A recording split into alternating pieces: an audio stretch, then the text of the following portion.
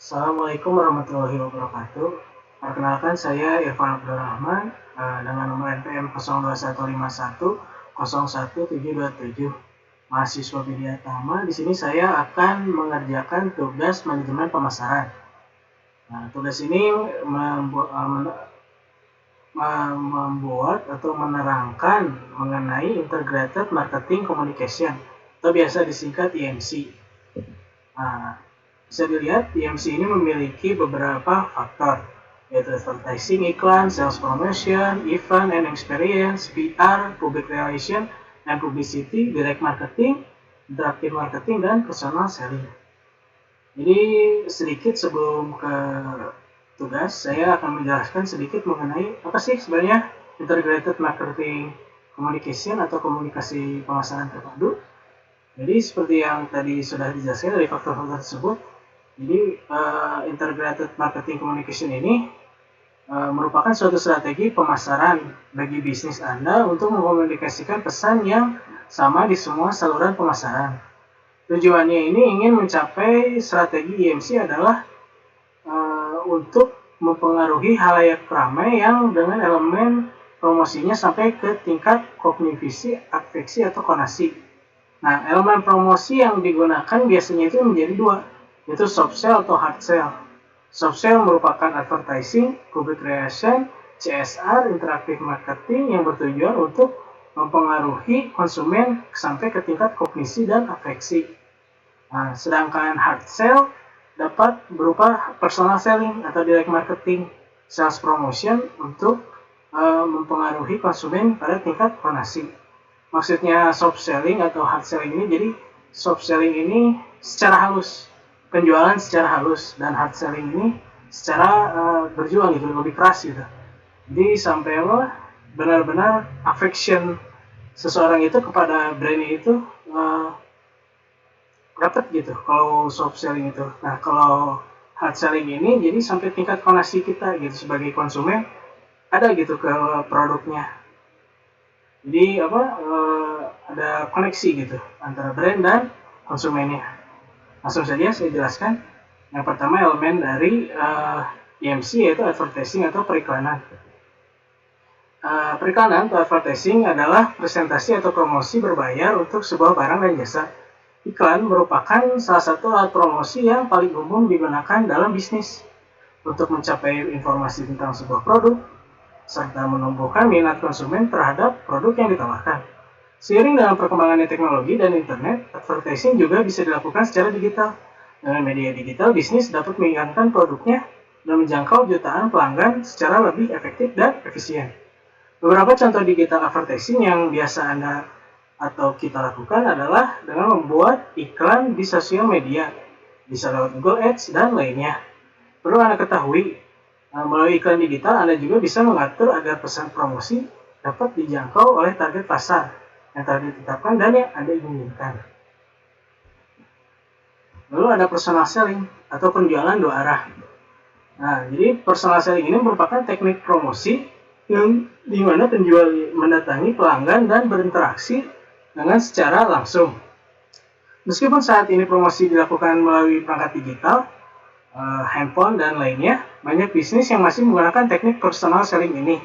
Selain digunakan untuk mendorong konsumen agar mau menggunakan produk Anda, personal selling juga dapat meningkatkan kepercayaan serta membangun hubungan jangka panjang dengan pelanggan potensial. Ketika pihak penjual melakukan personal selling, mereka harus bisa memanfaatkan produk yang dijualnya sebagai solusi bagi masalah pelanggan tersebut. Di sisi lain, melalui komunikasi langsung, tim penjualan bisa juga dapat menerima input atau feedback langsung dari konsumen yang dimanfaatkan untuk meningkatkan kualitas produk atau layanannya. Nah, salah satu contoh personal selling yang sering kita lihat itu adalah kontrak kosmetik di departemen store seperti di Gria atau di TSM dan lain sebagainya. Nah, perwakilan pihak penjual juga dapat memberi saran atau solusi mengenai problem yang dialami oleh si konsumen gitu, memberikan saran mengenai produk yang cocok untuk kosmetik yang diinginkan bagi kulit yang sensitif atau masalah-masalah lainnya gitu.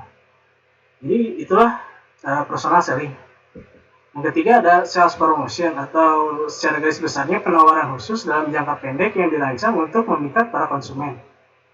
Seperti apa sih penawaran khusus itu untuk konsumen? Nah, jadi sales promotion ini merupakan insentif jangka pendek yang dilakukan oleh pihak penjual agar pelanggan segera membeli produknya. Dengan teknik ini, Anda bisa menimbulkan rasa urgensi sehingga konsumen akan membeli produk Anda. Contoh soal promotion yang bisa kita lihat adalah diskon atau potongan harga, loyalty, reward, kupon, dan giveaway, bonus, dan lain-lainnya. Sebagian besar bisnis akan memberikan sales pada waktu atau momen-momen tertentu, contohnya ketika akhir tahun, lebaran, dan Natal. Contohnya Tokopedia kemarin waktu kita 17 Agustus, mereka memberikan beberapa diskon, dari diskon berupa toko poin atau diskon gratis ongkir pakai Gojek dan lainnya.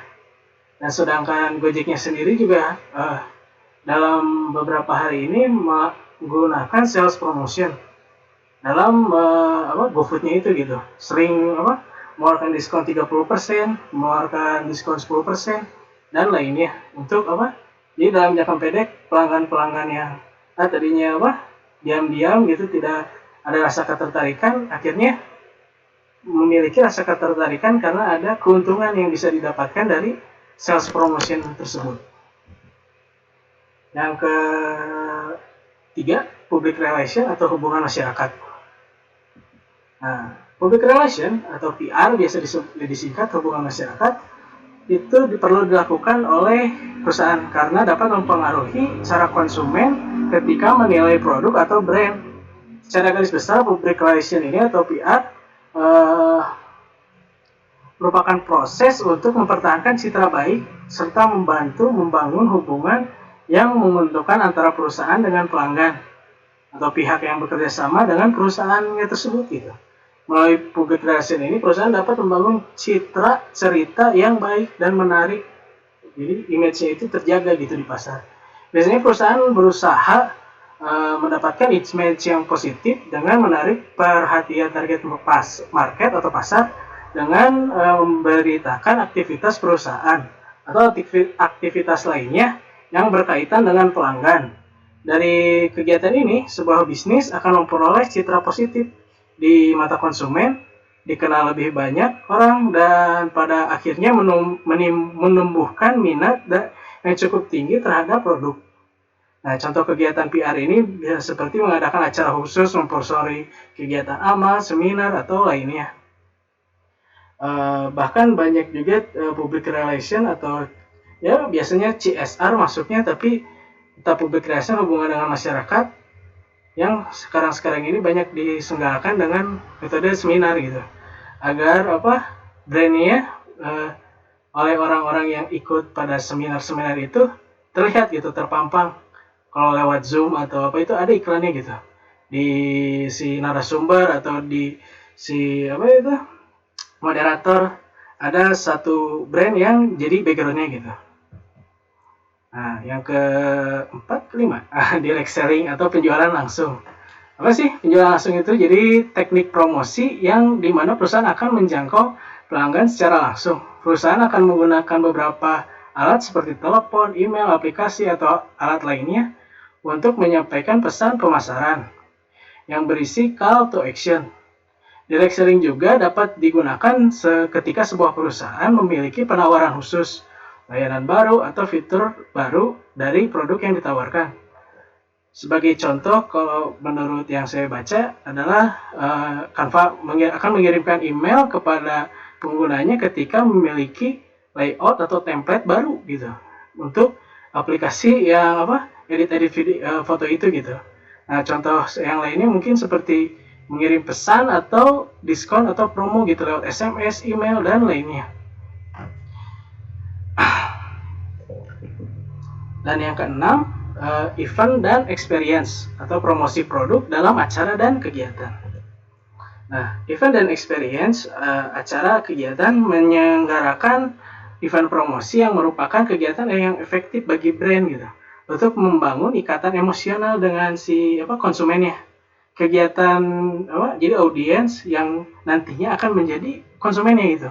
Kegiatan promosi ini dapat diadakan secara kreatif, misalnya dengan konser musik, pameran, kompetisi olahraga, seminar, gala dinner, pertunjukan teater, bahkan sekarang itu kajian atau ceramah pun bisa menjadi event yang digunakan oleh brand sebagai tempat promosi gitu, dan lain-lain sebagainya. Nah, ide dan bentuknya tentunya harus disesuaikan dengan target audiensnya, anggaran finansial, dan tujuannya. Keberhasilan event promosi sebenarnya tidak ditentukan dari beberapa banyak audiens yang hadir, tapi daripada ketepatan target audiens yang datang. Misalnya kita brandnya itu brand baju takwa gitu, tapi kita promosinya agar tepat gitu. Waktu ada kajian Islam, pasti target yang kita dapatkan pas gitu, dan nantinya sewaktu-waktu akan membangun citra kita di audiens tersebut sehingga menjadi konsumen bagi produk yang kita buat gitu. Nah, mengadakan event ini juga membutuhkan promosi baik kecil maupun besar, memerlukan strategi dan perencanaan yang matang sebelum dijalankan. Jika semakin besar, maka semakin banyak pula detail yang perlu dipikirkan dan direncanakan.